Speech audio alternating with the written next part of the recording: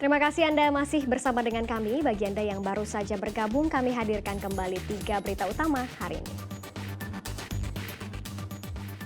Kesal mobil terobos banjir sehingga banjir masuk ke rumah warga desa Glonggon di Kabupaten Pati, memblokade jalan kecamatan.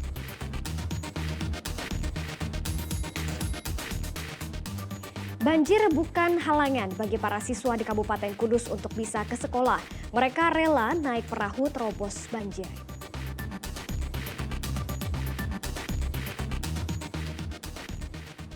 Warga hingga pedagang berebut kupon sembako murah di Pasar Meragen, Kabupaten Demak.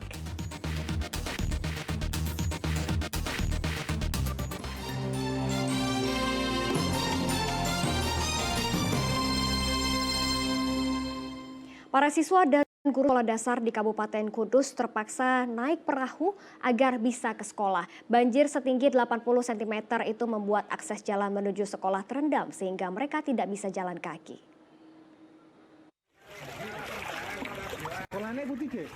Dengan bantuan warga, para siswa Sekolah Dasar Negeri 4 Karangrowo, Kecamatan Undaan, Kudus, berangkat ke sekolah menaiki perahu kayu. Para siswa tidak punya pilihan lain karena tidak ada transportasi lantaran akses jalan menuju sekolah terendam banjir setinggi 80 cm. Meski demikian, anak-anak tetap bersemangat. Mereka bergantian dengan para guru menaiki perahu kayu dan perahu karet. Selama banjir, sekolah tidak diliburkan karena para siswa harus mengikuti ujian tengah semester. Pihak sekolah meminta bantuan BPBD Kudus untuk mengantar para siswa ke sekolah dengan perahu karena banjir yang dalam berbahaya bagi anak-anak. Pekan ini aktivitasnya adalah ulangan tengah semester. Benar. Itu tadi alhamdulillah mulai hari Senin dapat bantuan perahu karet dari BPBD. Kenapa? Banjir. Rumahnya kebanjiran juga? Ini sekolah, kondisi sekolahnya bagaimana? Banjir? Bagi siswa kelas 1 dan 2 tidak perlu ke sekolah karena ujian dilaksanakan di musola yang genangan banjirnya lebih dangkal. Arif Nur melaporkan dari Kudus.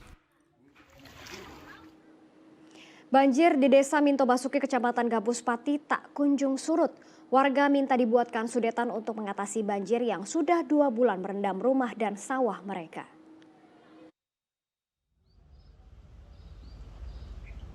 Sudah 2 bulan, banjir setinggi 40 hingga 60 cm yang merendam Desa Minto Basuki, Kecamatan Gabus, Pati, belum juga surut. Banjir luapan Sungai Silugonggo ini sempat surut pada pekan lalu. Namun karena tingginya intensitas hujan, banjir kembali naik. Warga berharap dibuatkan sodetan atau saluran air Sungai Silugonggo supaya banjir bisa segera surut.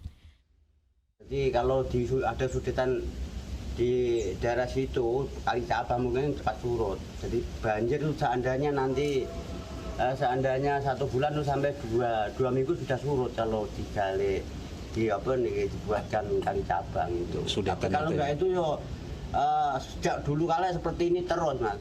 Data pemerintah setempat menyebutkan sebanyak 88 rumah warga terendam banjir. Selain itu, ada juga 35 hektar sawah yang terendam sehingga tidak bisa ditanami. Arif Nur melaporkan dari Pati. Sebuah tempat ibadah di Kecamatan Banyudono, Kabupaten Boyolali tertimpa pohon tumbang. Selain itu sejumlah rumah juga ikut tertimpa.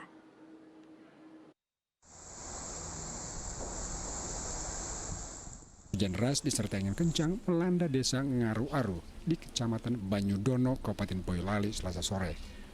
Kencangnya tiupan angin membuat sejumlah pohon tumbang.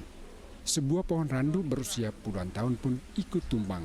Nas, pohon ini menimpa sebuah musola sehingga genteng dan pengeras suara rusak. Hujan angin lebat, Mas. Yang ini itu bisa membuat mabit ke pohon. Lalu menyebabkan apa? Menyebabkan pohon tumbang. Kena yang tumbang. Kenapa Pak ini? Ya kena itu hujan, faktor cuaca. Cuaca ini buruk. Terus mengenai apa? Pohonnya kena apa? Kena musola, jadi musola. Sama apa lagi Pak? Sama itu atap rumah.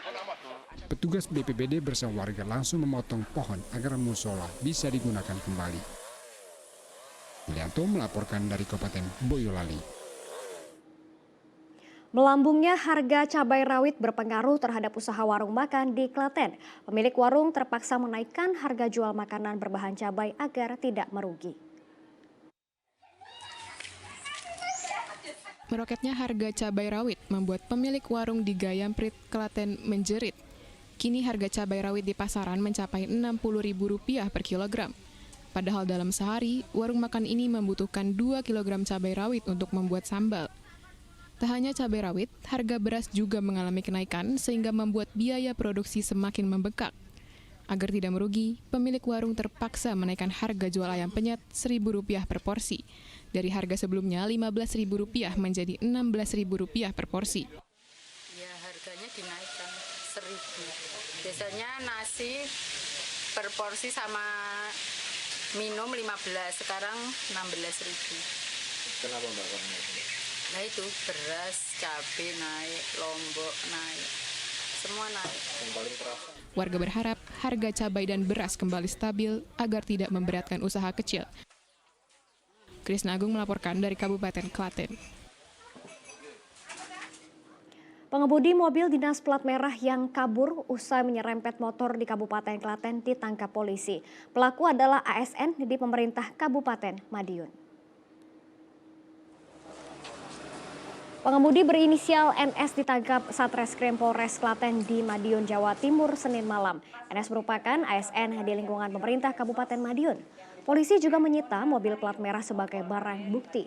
Berdasarkan pengakuan tersangka, ia tidak bermaksud kabur karena menyangka motor menabraknya dari arah belakang di Jalan Raya Jogja Solo di wilayah Denglagu, Klaten.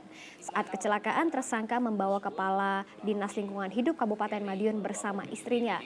Mereka dalam perjalanan dinas menuju Yogyakarta. Kecelakaan pada 25 Februari itu sempat menjadi sorotan media karena diduga pengendara motor menjadi korban tabrak lari. KBM Innova itu berjalan searah di depannya karena di depannya ada sepeda motor yang berjalan di tengah-tengah. Maka si pengemudi berinisiatif menghindari ke sebelah kiri. Menghindar sebelah kiri dengan membanting setir ke kiri dengan mengurangi kecepatan. Karena di belakang terlalu dekat sehingga tidak bisa menghindar sehingga berbenturan. Jadi